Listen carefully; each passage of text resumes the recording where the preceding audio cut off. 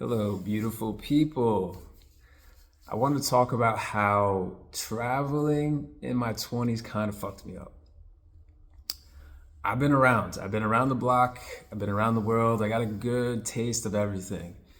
My 20s were filled with wandering the world, filling myself with all sorts of experiences, and I wouldn't trade it for anything. It was some of the best years of my life thus far.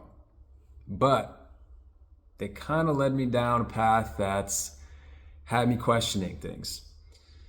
You see, as you get closer to 30, life seems to change a bit. Life seems to start pressing you to ask deeper questions of what the hell you're doing. Traveling is intoxicating in that you can fill yourself with all these new experiences day in and day out, over and over again, as long as you got the resources, the finances to do it.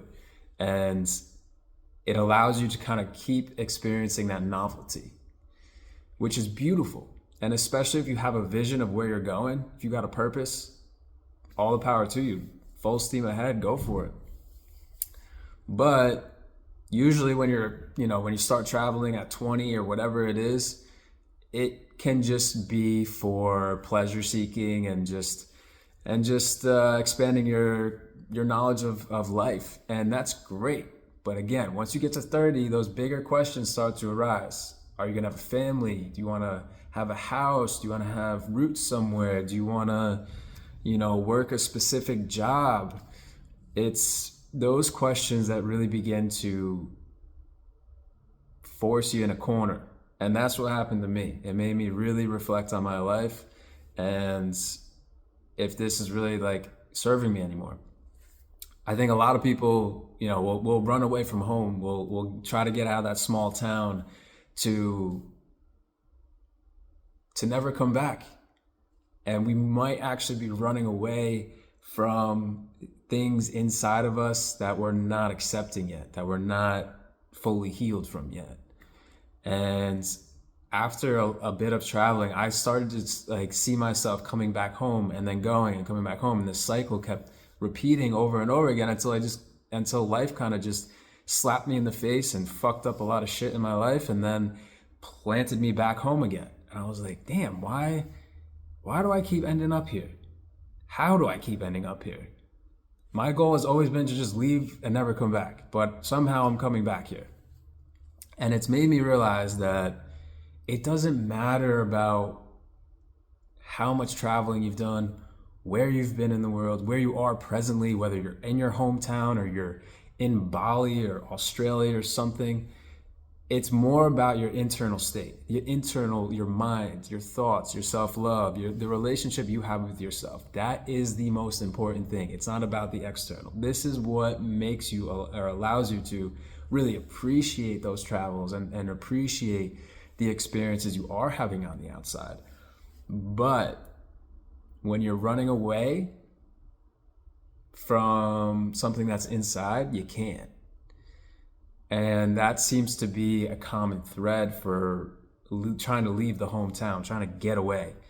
It's something that's inside. It's not the hometown. Maybe for some people, you could say there's relationships, there's certain things, but most definitely more than not, it is the internal dialogue and the relationship you have with that small town or whatever it is that you're trying to get away from.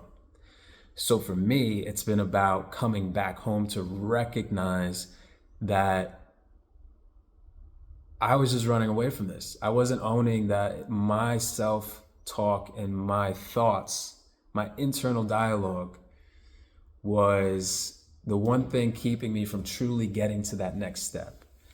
Truly feeling like I belong somewhere, I have purpose, I have meaning in the world. It wasn't through the traveling. The traveling kind of covered it up. It allowed me to have pleasure and joy constantly by having new experiences. But after it kept bringing me back home for a while, I started to pick up on the themes that were coming up. And it was that your internal state is fucked. And the traveling is just what helped you pass time without recognizing it. It helped just put a blanket over it.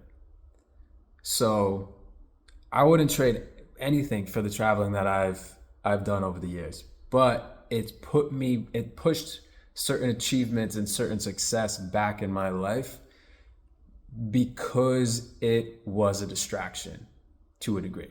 But also it's helped me so much in being able to expand my mind and understand this world to a very deep degree. So I wouldn't discourage it, but I would say if you're in your 20s and you're on this path of just like endless travel and pleasure seeking and new experiences, cool, go for it. Ride that out.